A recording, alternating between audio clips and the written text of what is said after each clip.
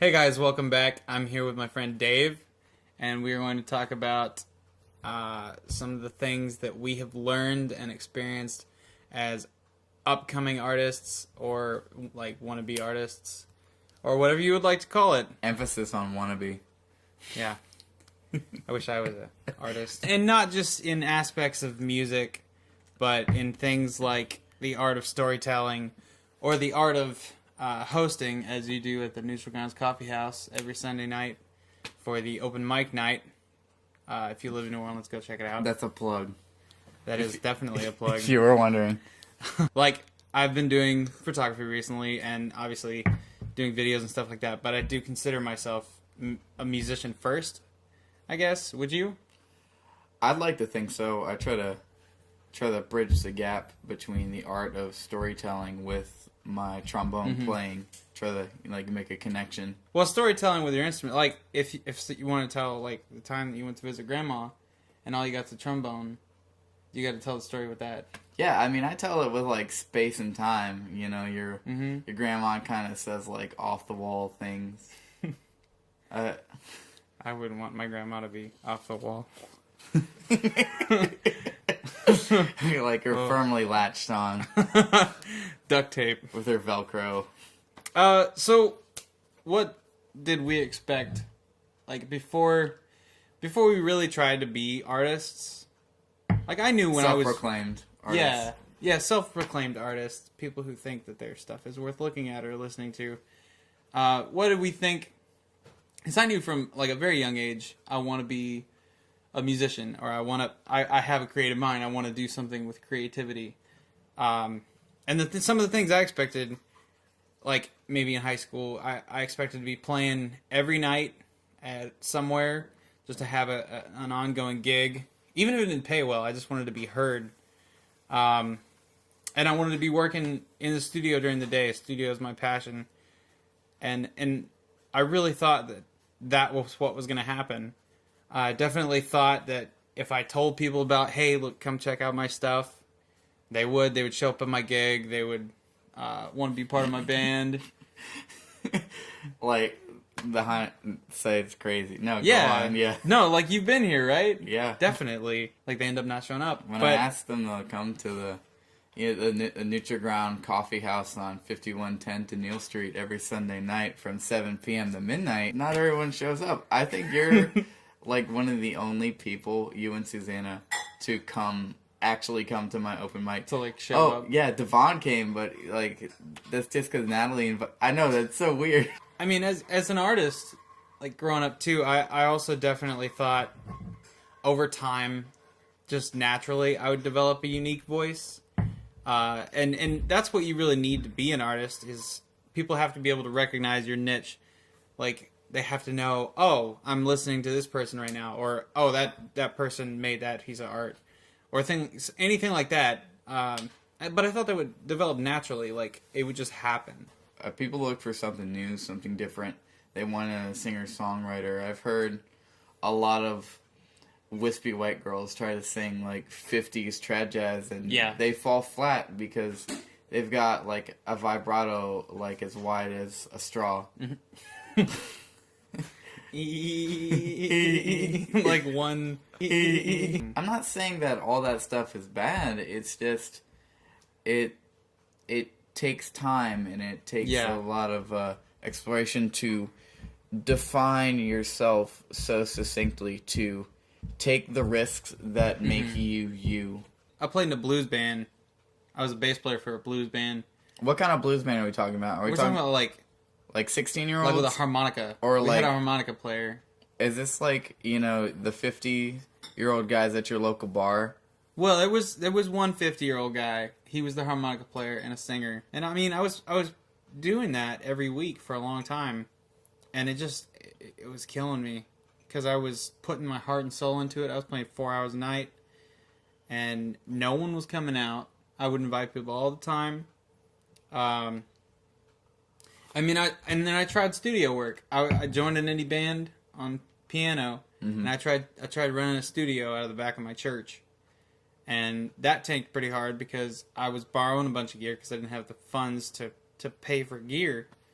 So everything just like it started tanking, and without the proper hookups, or the proper connections, that happens, and Right. I think it happens to the best of us, getting started at least, and that's just the struggle that you have to go through. It takes so much more drive than what someone expects. It takes to be a musician. It's not just about the playing. It's not just about the people. It's not just about the equipment. It's like the combination of all these things, and actively seeking out what you need at the time. You know, Definitely being a self-starter too. Yep. Or like, oh, I've got, you know, my my first act guitar with my crate amp, and and you know, I'm playing Stevie Ray Vaughan licks, but you know, like I sound like I'm playing it through a paper bag. Yeah, exactly. And I can't record with anyone. So I mean, and also I wanted to go to school. I wanted to study, but I didn't have any money. I mean, for me, the shortcut into getting into school, so I could have those connections, and so I can pay for college, was joining the Marines. Right. And so that's why I do what I do now. I've done dinner gigs as a trombonist and a vocalist, and we do all different kinds of stuff. I mean, we did like folk indie rock covers of like The Killers, Bob Marley. I don't know. I'm glad I did it because glad it's you- definitely it's doing a lot for me, and Yeah. and I'm learning so much. I mean, I'm at you, so Yeah. I feel like this is a great place to put like romantic music with like a big heart right here. Aww.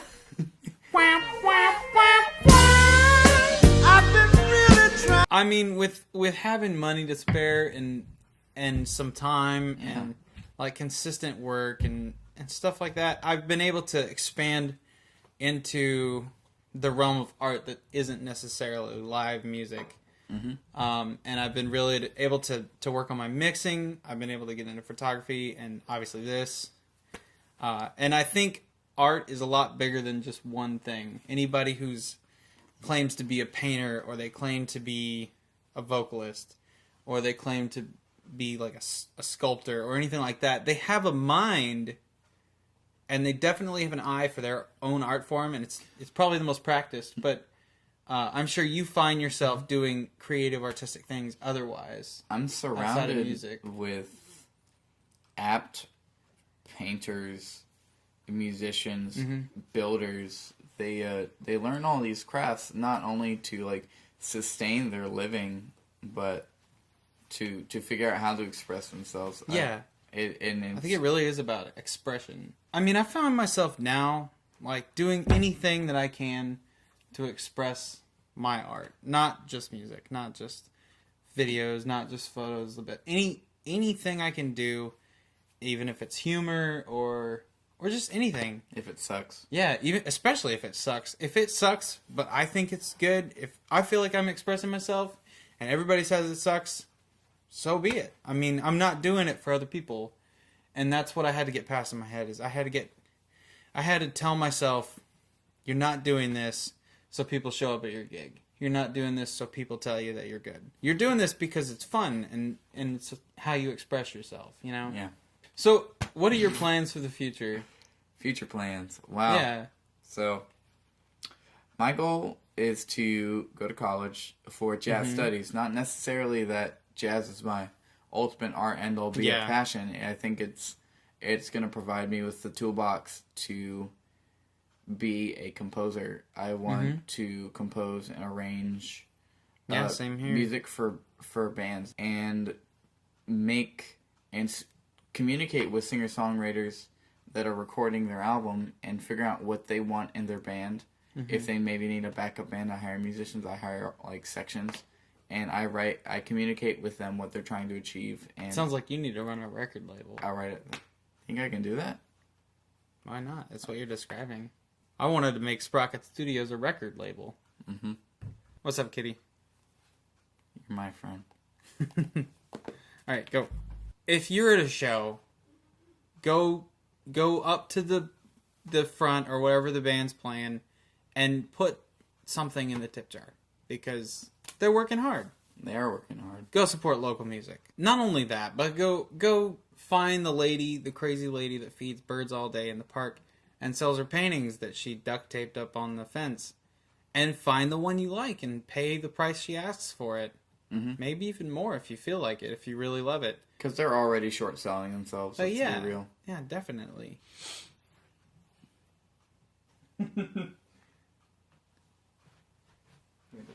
She's a star for the camera. So, if you like this video, please like and subscribe. Also, go visit Dave at his open mic night. Please. And definitely go buy music. And go buy... He has music for sale. Yes, I have music for sale. Sprocketstudios.com.